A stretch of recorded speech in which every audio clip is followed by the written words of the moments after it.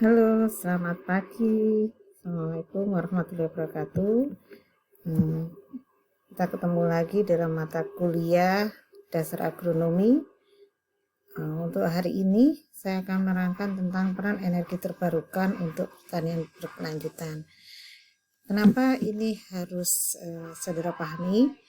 Karena saat ini semua kegiatan pertanian membutuhkan alat-alat pertanian, di mana alat-alat pertanian menghasilkan gas emisi yang ternyata juga merugikan kehidupan kita.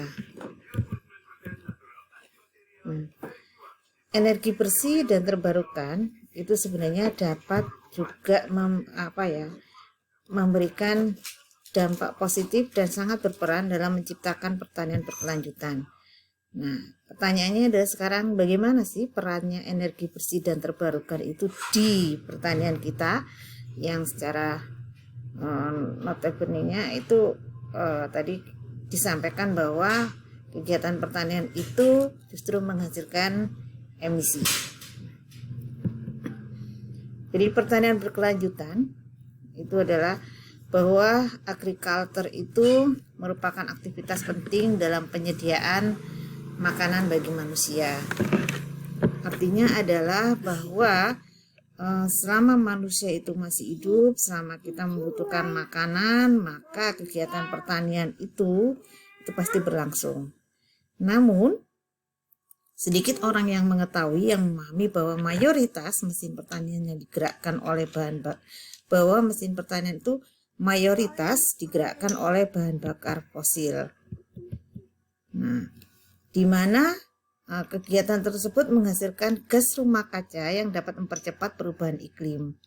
Nah, untuk mengatasi hal tersebut, maka saat ini sudah mulai dikembangkan, sudah mulai sudah beberapa tahun ini sudah mulai disosialisasikan tentang pertanian berkelanjutan.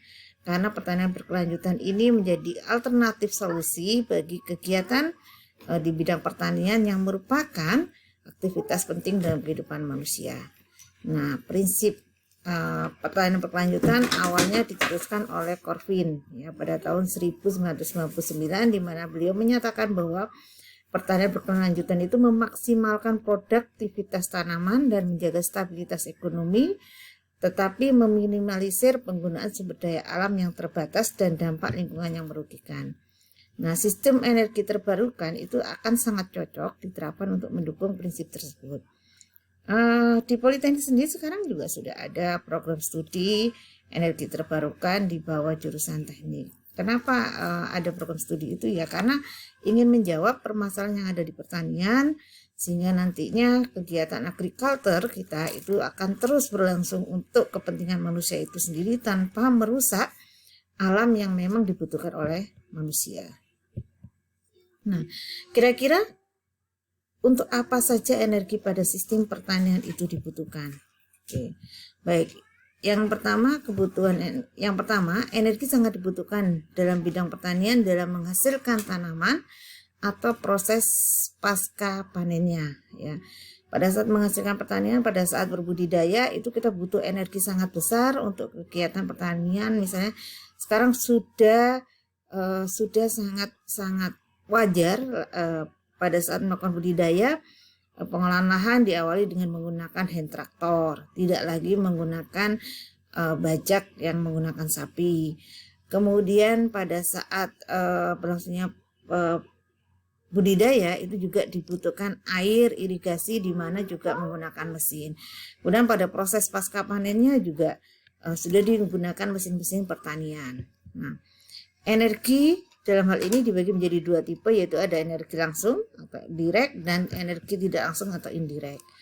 Energi direct itu biasanya digunakan untuk tugas yang berkaitan dengan proses produksi tanaman, seperti persiapan lahan yang tadi sudah Putih sampaikan, yaitu penggunaan traktor, kemudian irigasi, panen, dan transportasi hasil pertanian. Ini yang langsung digunakan.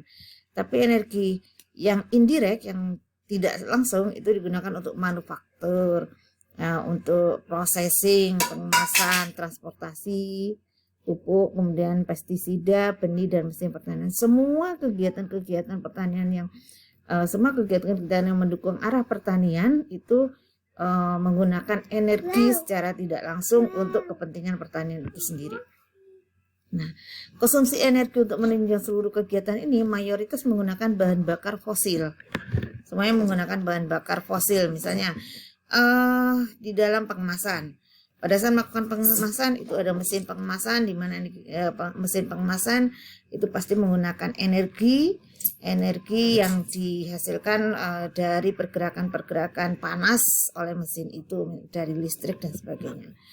Kemudian padahal kita ketahui bahwa saat ini terjadi penyusutan produksi minyak bumi dan gas alam. Karena memang minyak bumi dan gas alam ini kan terbentuknya kan ribuan tahun. Kalau terus-terusan digunakan untuk kepentingan manusia yang jumlah kebutuhan itu tidak semakin berkurang, yang jelas pasti akan semakin lama akan cepat habis minyak bumi dan gas alam itu. Solusinya adalah akhirnya harus dicanangkan konsep sustainable energy. Nah, apa sih konsep sustainable energy? Konsep sustainable energy itu adalah konsep mengusung kegiatan produksi dan konsumsi energi tanpa mengorbankan ketersediaan sumber daya di masa yang akan datang atau membahayakan lingkungan. Artinya produksi tetap berlangsung, konsumsi energi juga tetap berlangsung digunakan, tapi jangan sampai mengorbankan ketersediaan sumber daya di masa yang akan datang. Artinya jangan sampai habis begitu saja tanpa ada usaha dari kita untuk menjaganya, kemudian untuk tetap keberlangsungan itu bisa dimanfaatkan oleh anak cucu kita seperti itu. Nah, kegiatan tersebut meliputi efisiensi energi dan energi terbarukan. Bagaimana energi terbarukan itu digunakan dalam pertanian? Baik. Nah, ini adalah penerapan energi terbarukan dalam menciptakan pertanian berkelanjutan. Salah satunya yang pertama adalah dalam pengeringan tanaman dan biji-bijian. Ini adalah kegiatan pasca panen ya. Tanaman dan biji-bijian yang dimanfaatkan oleh manusia untuk kehidupannya itu agar bisa disimpan lama, kemudian digunakan dalam jangka waktu lama, pasti harus dikeringkan. Nah, energi panas yang paling besar di muka bumi ini yang bisa dimanfaatkan untuk pengeringan itu adalah matahari. Nah, matahari itu sejak dulu selalu digunakan untuk pengeringan. Namun kerugiannya adalah bahwa metode ini dapat merusak tanaman dan biji-bijian yang kita keringkan karena secara tidak langsung dapat rusak, karena pada saat kita melakukan penjemuran mungkin saja saat itu ada binatang ya, kemudian menginjak-injak tempat pengeringan kita sehingga akhirnya biji-bijiannya rusak. Kemudian karena hujan, jadi pada saat pengeringan tiba-tiba mendung, kemudian hujan, akhirnya kadar air yang sudah turun itu akhirnya naik dengan tiba-tiba, dan itu bisa merusak kualitas dari tanaman atau biji yang kita keringkan, atau bisa terkontaminasi oleh debu dan kotoran yang tertiup angin. Ini adalah kerugian ketika kita menggunakan pengeringan matahari atau sun drying. Nah, karena kondisi itu kemudian diciptakanlah dryer box atau artificial drying. Jadi pengeringan menggunakan mesin yang lebih mutakhir kan dapat melindungi biji-bijian dan buah lebih cepat kering dengan hasil yang seragam dan menghasilkan produk dengan kualitas yang lebih baik daripada metode pengeringan terbuka atau dengan sun drying. Nah, namun drying ini juga menggunakan energi fosil secara tidak langsung. Nah, ini harus kembali dimanfaatkan adalah menggunakan matahari. Energi terbarukan itu bisa untuk pengeringan biji-bijian itu dengan menggunakan matahari yang nanti akan terkumpulkan menjadi solar kemudian menggerakkan di drying box. Pengeringan seperti ini itu nanti keuntungannya adalah memfasilitasi panen awal. Artinya panen kapanpun itu akan siap untuk pengeringan. Nah, meskipun misal biasanya kalau panen pertanian itu kan panennya pagi, selesainya sore. Nah, kalau menggunakan matahari saja, sun drying saja, tanpa kemudian energi matahari itu terkumpul kemudian menjadi solar dan menggerakkan drying box, maka ya harus menunggu pengeringannya besoknya. Nah, menunggu besok itu menyebabkan kerusakan. Tapi dengan menggunakan drying box yang memanfaatkan sinar matahari itu, maka sore hari itu pun bisa dilakukan kegiatan pengeringan. Kemudian membantu dalam penyimpanan jangka panjang, membantu petani mendapatkan hasil yang lebih baik karena lebih seragam pengeringannya nanti hasilnya, membantu petani untuk menjual produk berkualitas lebih baik, mengurangi kebutuhan ruang penyimpanan, memungkinkan mempertahankan viabilitas benih. Nah, ini adalah contoh drying box. Jadi pengeringan matahari drying box dengan prinsip konveksi alam. Jadi ada real panennya, kemudian ada yang untuk menyimpan panasnya, kemudian nanti bisa untuk pengeringan seperti itu. Nah, yang kedua adalah pemanas air. Sistem pemanas air tenaga surya ini menyediakan suhu air yang rendah sampai sedang. Nah, biasanya peternakan ini menggunakan pemanas air untuk membersihkan kandang dan peralatan serta untuk menghangatkan dan menstimulasi sapi sehingga menghasilkan susu yang susunya nanti berkualitas ya. Nah, ini adalah ilustrasi pemanas air yang digambarkan pada oleh penelitian sel, di mana solar dari matahari nanti dipanaskan. Jadi solar cell sun drying tadi panas matahari dikumpulkan dalam solar kolektor, kemudian dimasukkan ke pemanas air. Nah, pemanas air itu nanti digunakan untuk kegiatan peternakan. Nah, kemudian solar greenhouse, yang ketiga solar greenhouse. Jadi greenhouse yang digunakan untuk kegiatan sekarang itu kan sudah mulai ya ada. Nah, kalau smart greenhouse yang kita punya di Poly J itu masih menggunakan energi fosil. Jadi masih energinya adalah energi listrik gitu panasnya.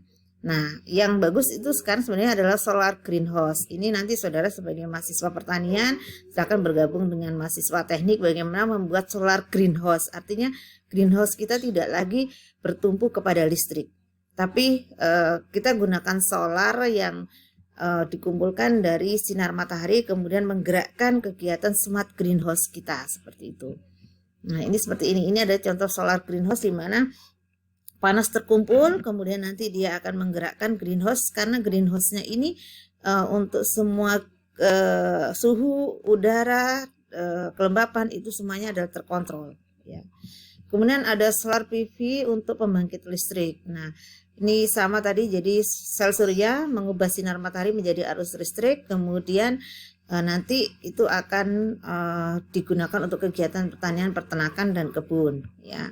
Nah, ini seperti ini. Jadi sama, semuanya itu intinya adalah bahwa kita memanfaatkan sinar matahari untuk energi listrik yang menggerakkan semua alat-alat pertanian yang dimanfaatkan baik secara langsung maupun tidak langsung. Terutama ini yang tidak langsung sebenarnya ya. Kemudian solar PV untuk penggerak pompa air. Nah, seperti itu. Jadi ada solar PV, kemudian terkumpul sinarnya, kemudian masuk menjadi energi listrik ya, energi panas, kemudian masuk ke water tankinya itu untuk memanaskan air, untuk pompa air. Kita sebenarnya sangat beruntung karena kita berada di negara tropis di mana sinar matahari itu berlangsung terus-menerus. Jadi penggunaan solar PV ini untuk semua kegiatan pertanian itu sangat dibutuhkan. Artinya saudara belajar di pertanian, saudara juga harus berkolaborasi dengan teman-teman saudara yang di teknik, terutama di energi terbarukan, bagaimana menghasilkan alat-alat pertanian yang memanfaatkan energi tersebut.